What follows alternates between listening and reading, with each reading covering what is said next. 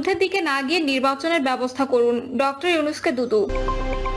রাজনৈতিক সংকট উত্তরণে দ্রুত নির্বাচনের রোডম্যাপ দিন, বললেন মির্জা ফখরুল।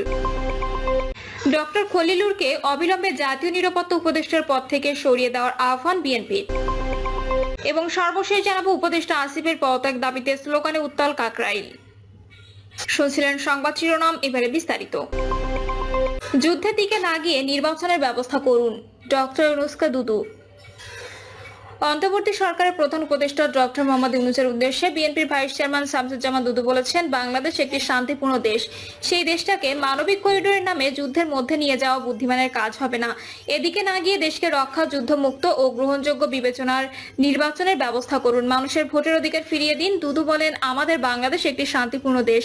সেই দেশটাকে মানবিক করিডোরের নামে যুদ্ধের মধ্যে নিয়ে যাওয়া বুদ্ধিমানের কাজ হবে না। আমি ডক্টর ইউনূসকে অনুরোধ করব, এদিকে না এগিয়ে আপনি বরং বাংলাদেশের মানুষকে কিভাবে রক্ষা করা যায়, যুদ্ধ মুক্ত রাখা যায় এবং একটি গ্রহণযোগ্য নির্বাচনের ব্যবস্থা করেন। যে নির্বাচন আমরা 15 থেকে 16 বছর ধরে পাইনি, কিন্তু নির্বাচন গেছে। আজকের যে প্রজন্ম, যাদের বয়স 25 থেকে 30 বছর, তারা একটা নির্বাচনের ভোট দিতে পারেনি। সেই ভোটের ব্যবস্থা করেন এবং মানুষের ভোটাধিকার ফিরিয়ে দেন। তিনি বলেন, এই সরকার শুধু জনগণ কর্তৃক নির্বাচিত সরকার প্রতিষ্ঠার মধ্য দিয়ে ক্ষমতা হস্তান্তর করে যাবে। এটা কোনো রেগুলার সরকার নয়, নির্বাচিত সরকার নয়। অনেক উপদেষ্টা বলেছেন তারা নির্বাচিত। আত্মপ্রতারণা করা ঠিক হবে না। দেশের জনগণ আপনাকে সম্মানের সঙ্গে বসিয়েছে, সম্মান রক্ষা করে জনগণের সেন্টিমেন্ট অনুধাবন করে নির্বাচিত সরকারের কাছে দিয়ে যাবেন। সাবেক এই সংসদ সদস্য বলেন, আমাদের ঐক্যবদ্ধ থাকতে হবে। আমরা মনে করি আমাদের দেশপ্রেমী সেনাবাহিনী এবং প্রতিটি রাজনৈতিক দল ও খেটে খাওয়া মানুষ সবাই ঐক্যবদ্ধভাবে দেশকে রক্ষা করবে এবং দেশকে এগিয়ে নিয়ে যাবে। রাজনৈতিক সংকট উত্তরণে দ্রুত নির্বাচনের রোডম্যাপ দিন, বললেন মির্জা ফখরুল। রাজনৈতিক সংকট উত্তরণে দ্রুত নির্বাচনের রোডম্যাপ দেওয়ার আহ্বান জানিয়েছেন বিএনপি মহাসচিব মির্জা ফখরুল ইসলাম আলমগীর। তিনি বলেন, আমরা আবারও বলছি, বর্তমানে যে রাজনৈতিক সংকট, এই সংকট দূর করবার একটিমাত্র পথ, তা হচ্ছে অতি দ্রুত নির্বাচনের একটি রোডম্যাপ ঘোষণা করা। এখানে অন্য কথা বলে লাভ নেই। মির্জা ফখরুল বলেন, সংস্কারের যে বিষয়টা আছে সেটা চলমান প্রক্রিয়া। এটাও প্রপোজ করবে যারা জাতীয় ঐক্যমত্য কমিশনে আছে, তারা অতি দ্রুত যেগুলোতে রাজনৈতিক দলগুলো ঐক্যমত্য হয়েছে সেগুলো তারা ঘোষণা করবেন।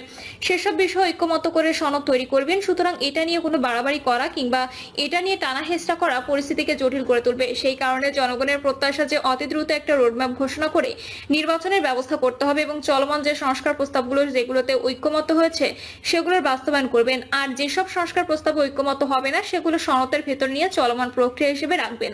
প্রকৌশলী ইশরাক হোসেনকে শপথ পড়ানো ইস্যুতে বৃহস্পতিবার উচ্চ আদালতের রায় ঘোষণার প্রতিক্রিয়ায় বিএনপি মহাসচিব বলেন, বিচার বিভাগের উচ্চ আদালত তারা আইনের প্রতি সম্মান দেখিয়ে যেটা হওয়া উচিত সেই ধরনের রায় তারা দিয়েছেন। এই রায়ে জনগণের বিচার হয়েছে। ইশরাক হোসেনের শপথ দিতে স্থানীয় সরকার মন্ত্রণালয়কে দ্রুত ব্যবস্থা নেওয়ার আহ্বান জানান তিনি। ডক্টর খলিলুরকে অবিলম্বে জাতীয় নিরাপত্তা উপদেষ্টার পদ থেকে সরিয়ে দেওয়ার আহ্বান বিএনপির। ডক্টর খলিলুর রহমানকে অবিলম্বে জাতীয় নিরাপত্তা উপদেষ্টার পদ থেকে সরিয়ে দেওয়ার জন্য প্রধান উপদেষ্টার প্রতি আহ্বান জানিয়েছেন বিএনপি। একই সঙ্গে দেশে বিদেশে তার অবস্থান সম্পর্কে সম্পূর্ণ তথ্য দেশের জনগণের সামনে হাজির করার দাবি জানিয়েছে দলটি। তিনি বলেন, ডক্টর খলিল তার নিজের পক্ষে ওঠা প্রশ্নের জবাব না দিয়ে পলাতক স্বৈরাচারের মতো তারেক রহমানের বিপক্ষে প্রোপাগান্ডার পথ বেছে নিয়ে জনগণের দৃষ্টি ভিন্ন খাতে প্রবাহিত করার অপচেষ্টা জনগণ মেনে নেবে না। ফ্যাসিবাদের 1.5 দশক ডক্টর খলিল কোথায় ছিলেন, কিভাবে ছিলেন, কোন দেশে ছিলেন, বিদেশে তার স্ট্যাটাস কি ছিল, ফ্যাসিবাদের বিপক্ষে তার ভূমিকা কি ছিল? অবশ্যই এই সকল প্রশ্নের জবাব জনগণকে জানাতে হবে। আমাদের বক্তব্য স্পষ্ট, রাষ্ট্র নিয়ে পরীক্ষা নিরীক্ষা করার সুযোগ নেই।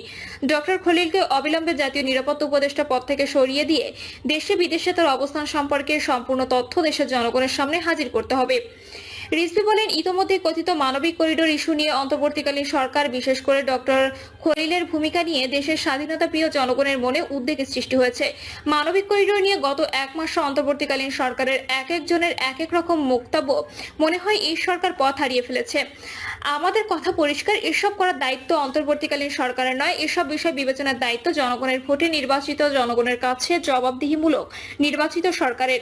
এই সরকারের নিরপেক্ষতা এবং সরকার পরিচালনার সক্ষমতা নিয়ে জনমনে প্রশ্নের সৃষ্টি হয়েছে।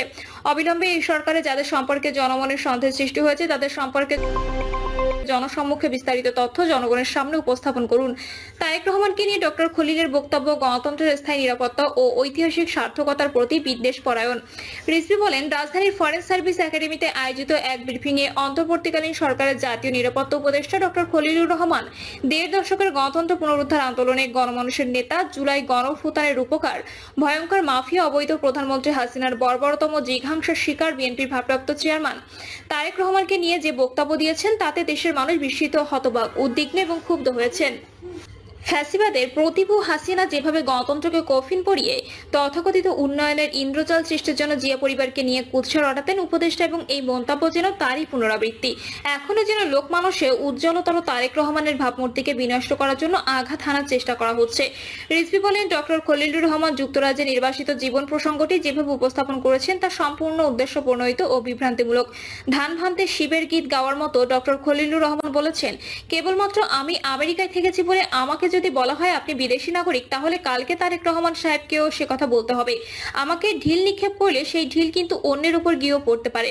রিজভী বলেন, বাংলাদেশের গণতন্ত্রকামী মানুষের নেতা, বিএনপি ভারপ্রাপ্ত চেয়ারম্যান তারেক রহমান বারবার স্পষ্ট করে বলেছেন, জনগণের ভোটে জনগণের কাছে জবাবদিহিমূলক সরকার প্রতিষ্ঠার স্বার্থে অন্তর্বর্তীকালীন সরকারের প্রতি সমর্থন অব্যাহত রেখেছে।